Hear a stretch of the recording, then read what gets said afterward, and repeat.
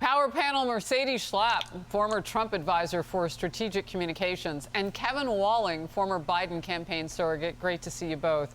Mercedes, I'll come to you first. I had mentioned earlier, and this is one exception, Biden's going primarily to blue safe states to make appearances, which is really a head scratcher because he can't help anybody if they already hold the seats.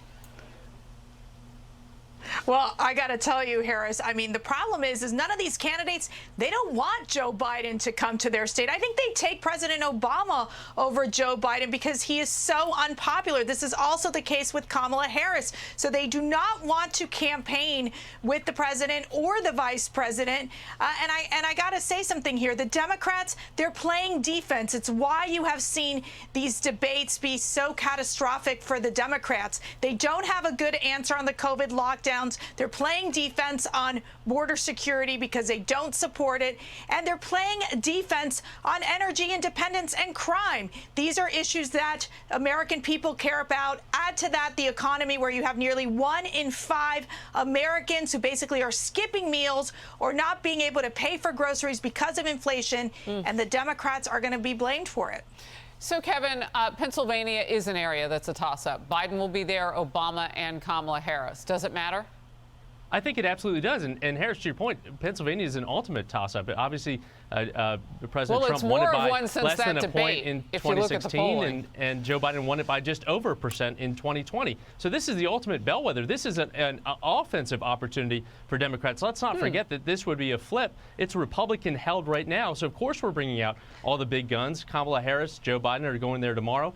President Obama is going there next week. John Fetterman had a great event last night with Dave Matthews Band, 3,000 people in Pittsburgh. So this is a must-win opportunity for Democrats. Yeah, they're doing. There's a group in Pennsylvania that's doing a rally for each of the candidates. I was reading about that. Mercedes, what do you say about what Kevin just said and the difference that these three at the top can make for John Fetterman or anybody?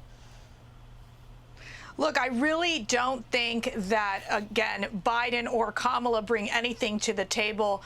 Poor Kamala Harris, she can't. She's always making a gaffe, as well as Joe Biden. I think President Obama does have the star power. What bothers me about these Democrats is that many of them refuse to debate the Republicans. We see this with Doug Mastriano and Josh Shapiro. Shapiro's a wimp for not going out there to debate Mastriano. We know that Katie Hobbs is scared of Carrie Lake. And I got to tell you, it just shows how the Democrats have nothing to say. They have no message, and they keep shifting their message because they're losing. I want to move forward so I can get to this. And you're talking about Doug Mastriano. Former President Trump will be with him and Dr. Oz. That's on his list. We got his list of areas where he's going to for Trump. The president and the press have what you might call a complex relationship. Critics now calling Biden out for apparently making fun of reporters for doing their jobs.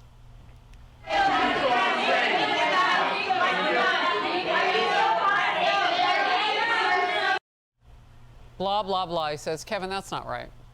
Well, listen, compared to the last guy who openly mocked the press corps, the White House press corps, and again, I think it's a bizarre situation that we always find ourselves in, especially with these bilaterals with foreign heads of state in the Oval Office with reporters screaming at them. They screamed at Ronald Reagan about Iran-Contra. They screamed about Donald Trump. They obviously want to get a question in edgewise, and it is a bizarre visual. Mercedes was in the White House the press shouldn't even be there? Kind of events, is that what you're saying? It is kind of a silly, we shouldn't be there to do our jobs? It's a silly thing that the press corps does, yelling at foreign heads of state and the president in the Oval Office. Kevin, you can't defend this, Kevin. I'm so sorry. President Trump answered question after question from the press corps. And so let's remember, this press corps that was very negative and always trying to take down President Trump. But let me make this very clear. President Biden, he won't even speak to the press. The only person he's talking to is like to a TikTok social media influencer who supports child mutilation. So he shouldn't answer questions from young adults in this question? The American people deserve to learn. He's taking questions after every presidential event this week, Mercy. No, the American people deserve to learn what President Biden actually thinks, if he can actually answer a basic question from the media court. He won't do it. He won't do it. I'm going to jump in here. Kevin, I do remind you that President Biden has called one of our own reporters a stupid SOB. And then he called him to apologize. And then he's done more.